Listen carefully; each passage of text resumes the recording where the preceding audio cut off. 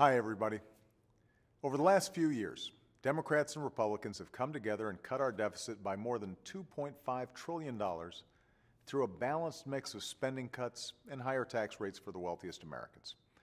That's more than halfway towards the $4 trillion in deficit reductions that economists and elected officials from both parties say we need to stabilize our debt. I believe we can finish the job the same way we started it, with a balanced mix of more spending cuts and more tax reform. And the overwhelming majority of the American people agree, both Democrats and Republicans. Now, my preference, and the preference of many members of Congress, is to do that in a balanced, comprehensive way by making sensible changes to entitlement programs and reforming our tax code. As we speak, both the House and the Senate are working towards budget proposals that I hope will lay out this kind of balanced path going forward. But the budget process takes time. And right now, if Congress doesn't act by March 1st, a series of harmful automatic cuts to job-creating investment and defense spending, also known as the Sequester, are scheduled to take effect. And the result could be a huge blow to middle-class families and our economy as a whole.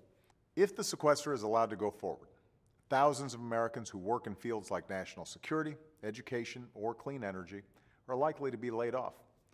Firefighters and food inspectors could also find themselves out of work, leaving our communities vulnerable.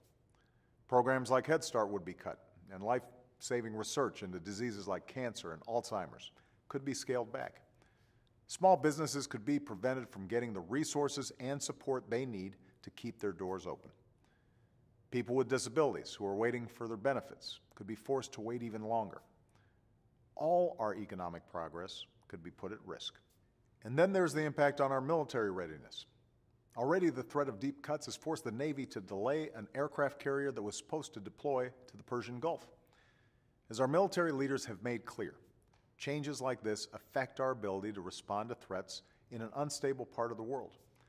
And we'll be forced to make even more tough decisions in the weeks ahead if Congress fails to act. The good news is there's another option. 2 months ago, we faced a similar deadline, and instead of making deep, indiscriminate cuts that would have cost jobs and slowed down our recovery, Democrats and Republicans came together and made responsible cuts and manageable changes to our tax code that will bring down our deficit. This time, Congress should pass a similar set of balanced cuts and close more tax loopholes until they can find a way to replace the sequester with a smarter, longer-term solution. Right now, most members of Congress, including many Republicans, don't think it's a good idea to put thousands of jobs at risk and do unnecessary damage to our economy. And yet the current Republican plan puts the burden of avoiding those cuts mainly on seniors and middle-class families. They'd rather ask more from the vast majority of Americans and put our recovery at risk than close even a single tax loophole that benefits the wealthy.